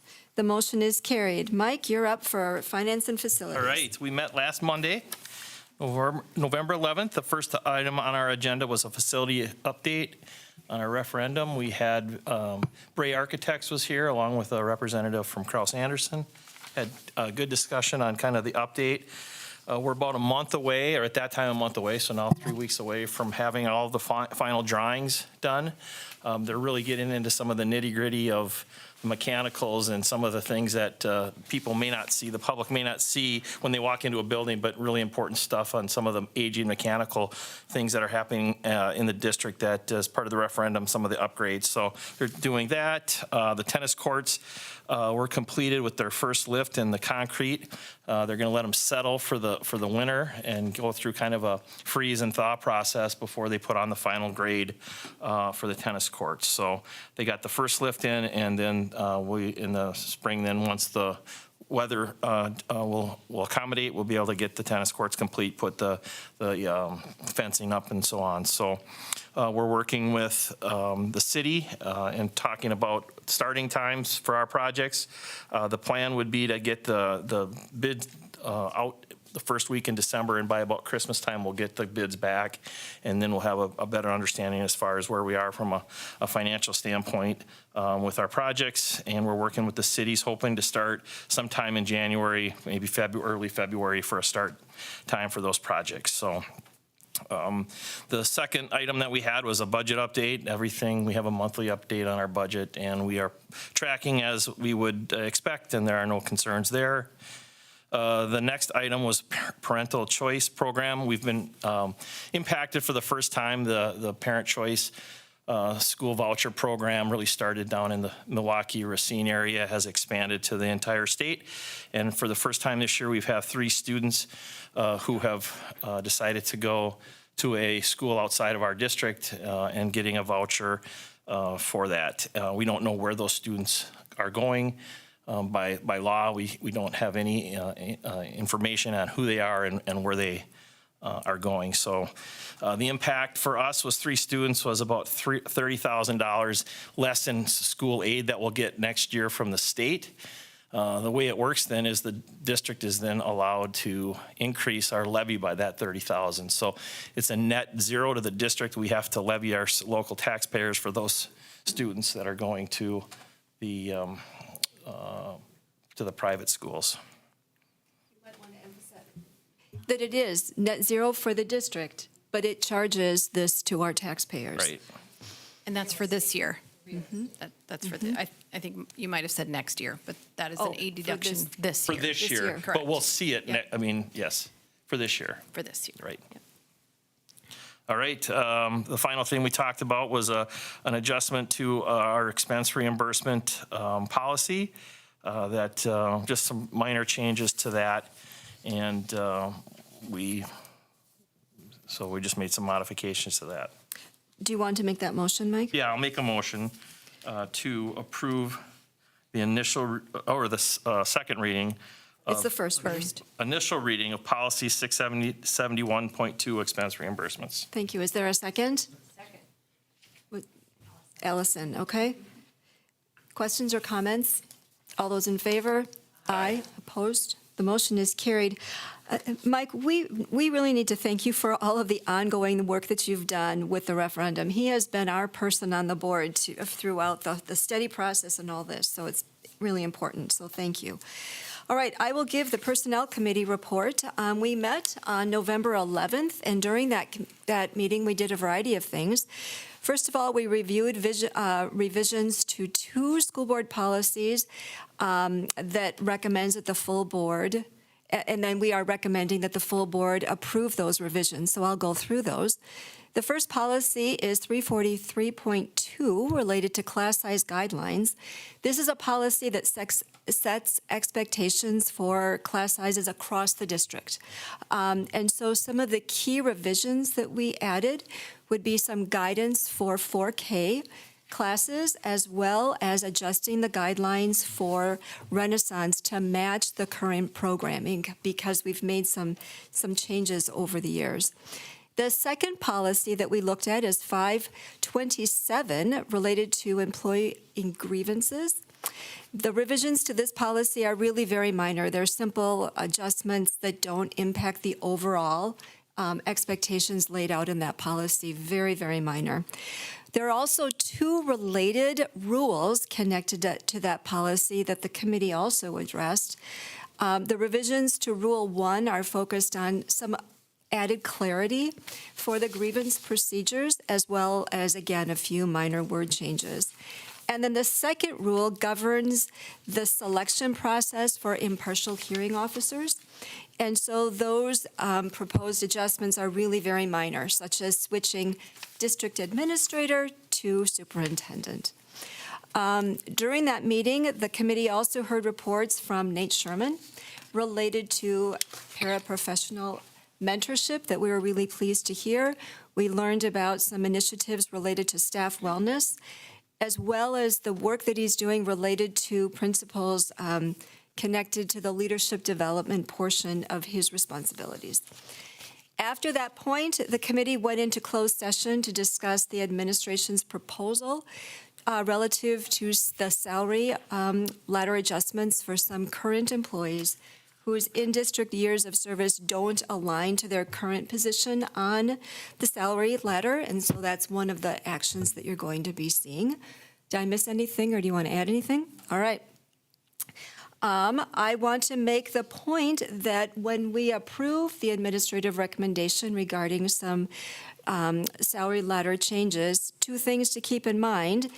It's one way to address some historic inequities related to this salary ladder for some of our really long-term teachers who have been very dedicated to the district. So we are anxious to do this. And then once the board has taken this action, those dollars connected to that will be taken into account in our future budget planning. So thought of this comprehensively.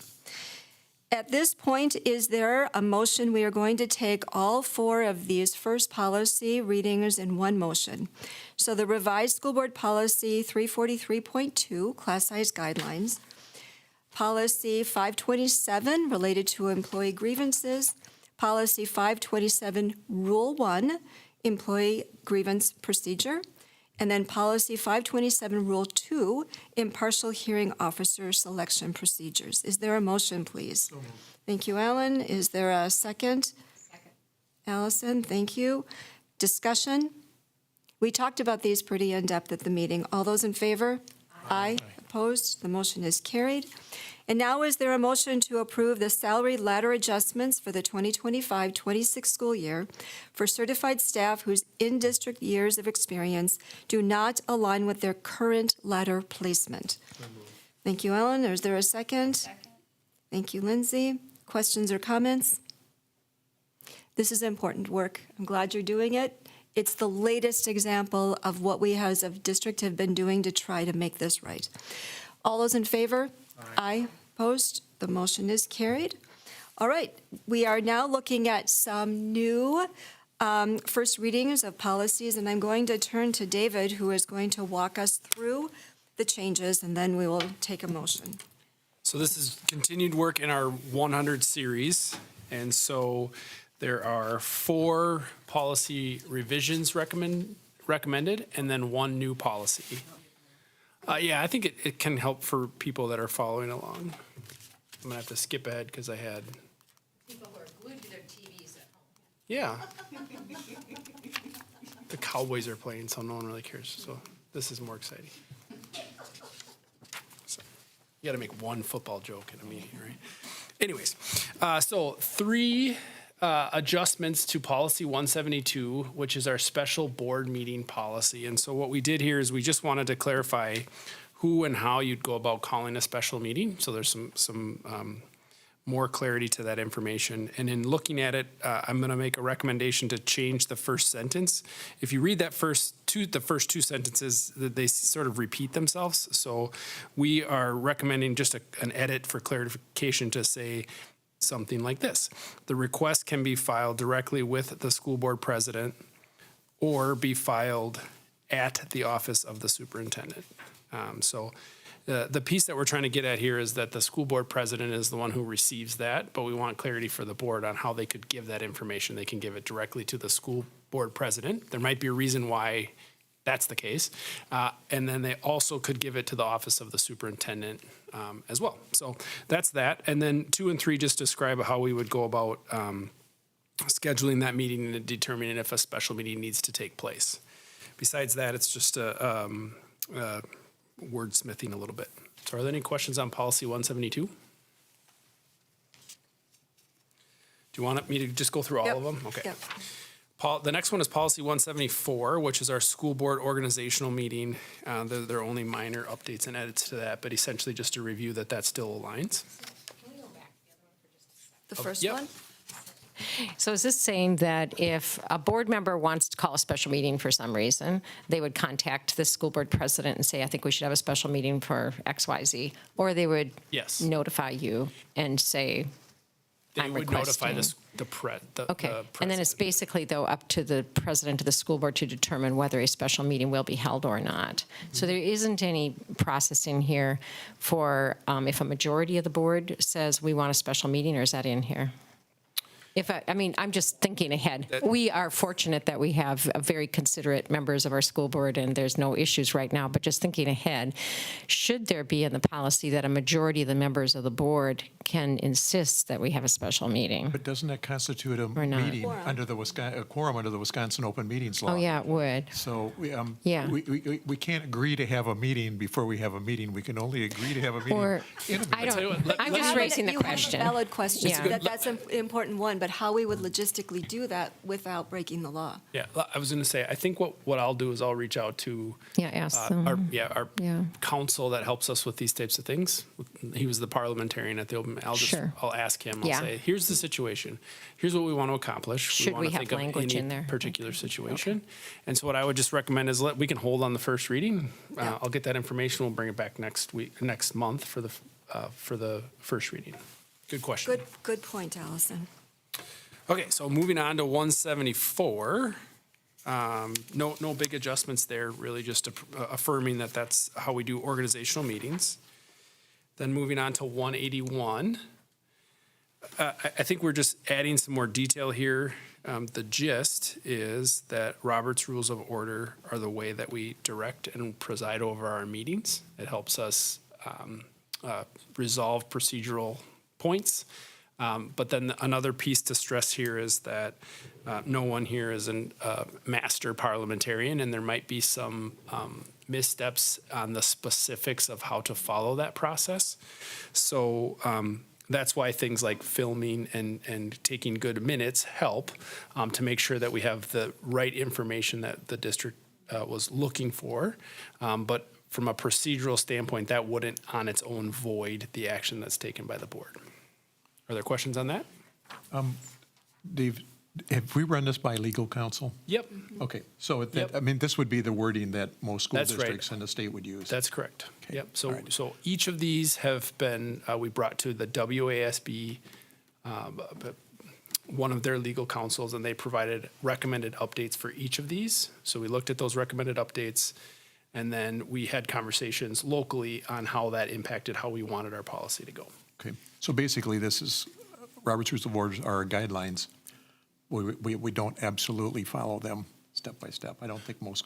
Our intention is to follow Robert's Rules of Order, but there might be steps where we unintentionally don't follow because we don't have a sitting parliamentarian at every meeting. Okay, moving on to 182, that's quorum. The one piece here that we just wanted to make sure that everybody understood is a quorum will be determined according to the school boards that are physically present. And so we had during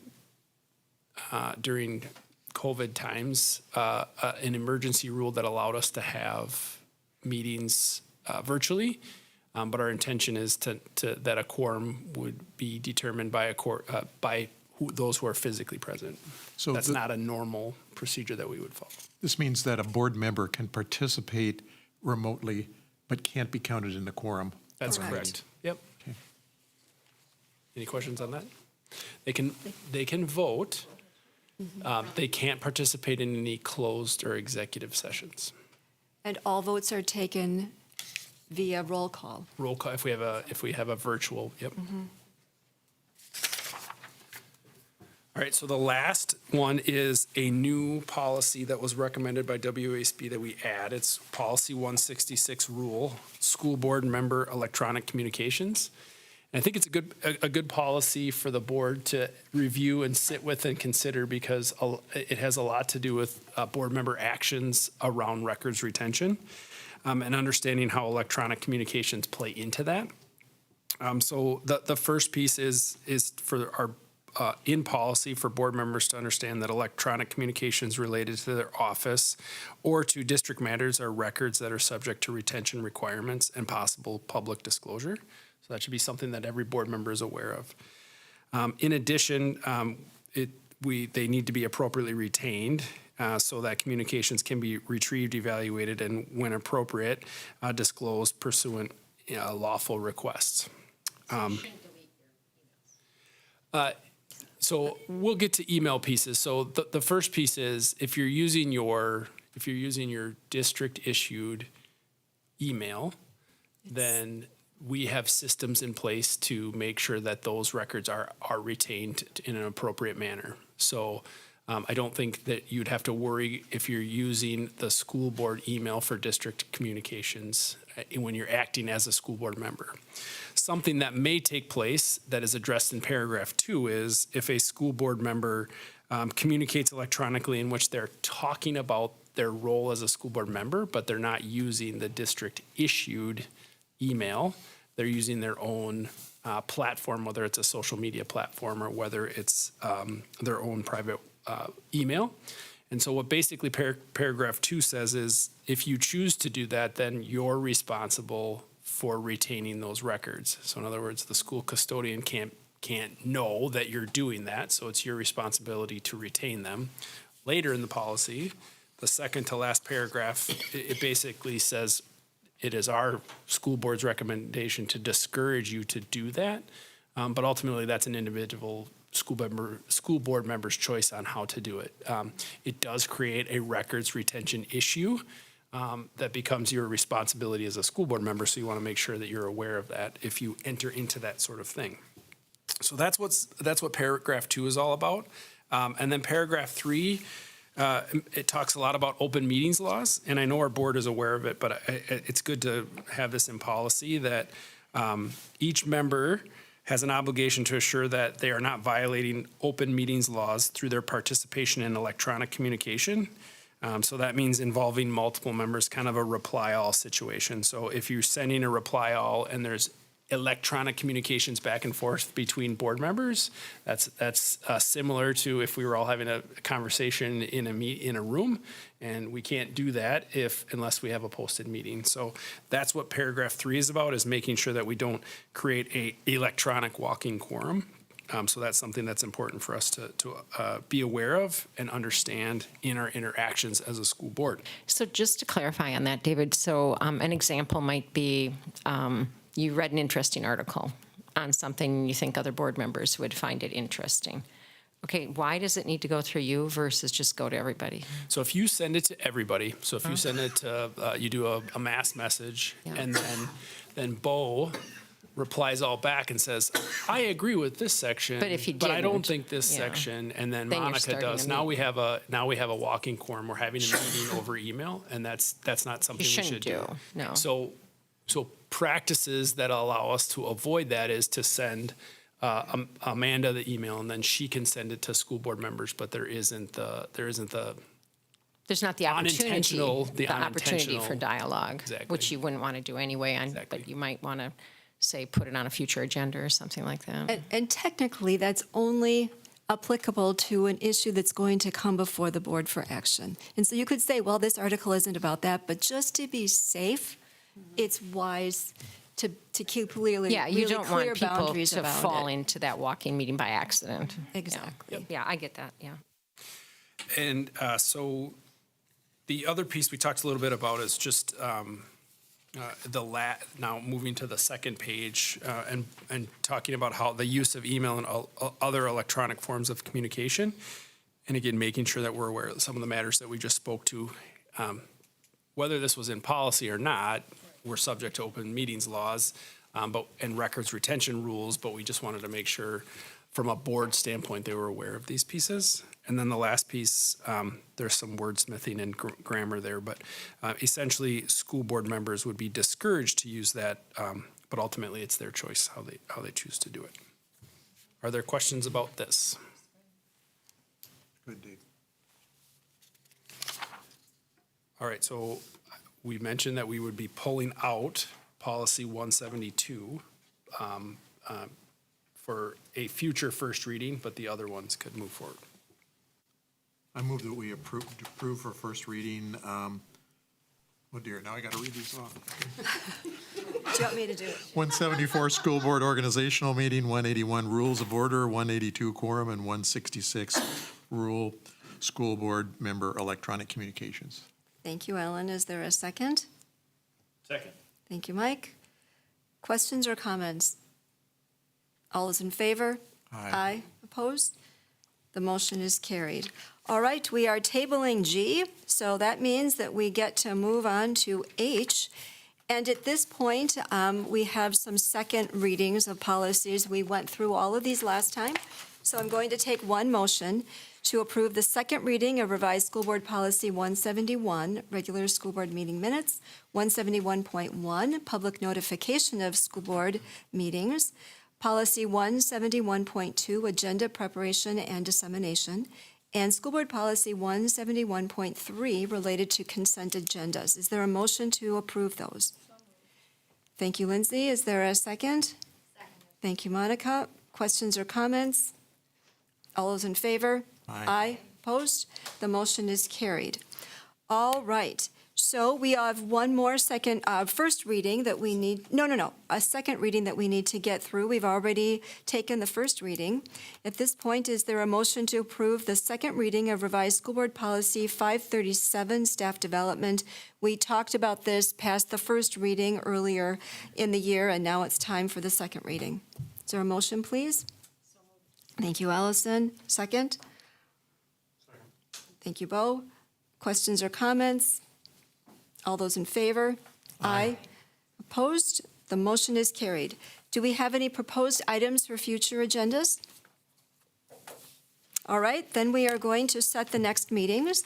The Educational Program Committee will meet Monday, December 2nd at 6 o'clock. Finance and Facilities will meet Monday, December 9th at 6 o'clock. Personnel will meet Monday, December 9th at 7 or immediately following F&F. The next regular school board meeting will be Monday, December 16th at 6 o'clock, and all of those meetings will be held here in the central office conference room. And with that, the